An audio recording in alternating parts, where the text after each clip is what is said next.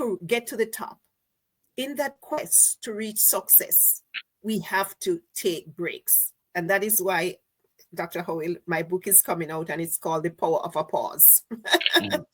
Because we have to take pauses. Somewhere along the line, we must take pauses. You talked about lead by example, and I believe that it's such a critical one. Sometimes we have the team going, and we are just sitting and watching. Sometimes it's the other way around too. We are sitting and watching, and we are dictating to them what to do, and we are just not doing anything. And this is where the open communication comes in, Dr. Howell.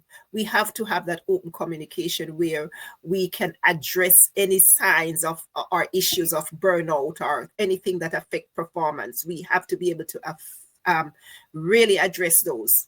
And addressing them means that we're going to set realistic expectations and realistic goals. You talk about that support. That support is so important. One of the things I like with most corporate companies is that they have some kind of coach or counselor that you can go to and speak with. But I do not believe it should get to the place where you have to go to see a counselor or coach.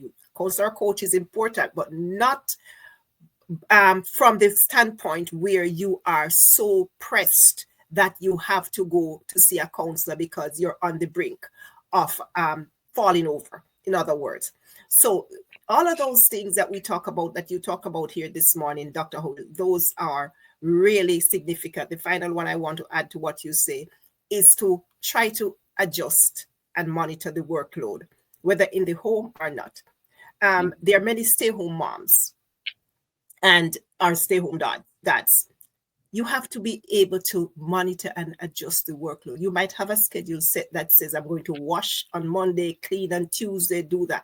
But if it becomes too overwhelming and you're being overburdened, then you have to make sure that you adjust that workload. And it's the same thing in the workplace with leaders. Not because these 5 things must be done today. If the team is overburdened, you have to be able to adjust that workload. So Dr. Howell brings me to the next question. Because in being able to do all of this, a leader has to be vulnerable.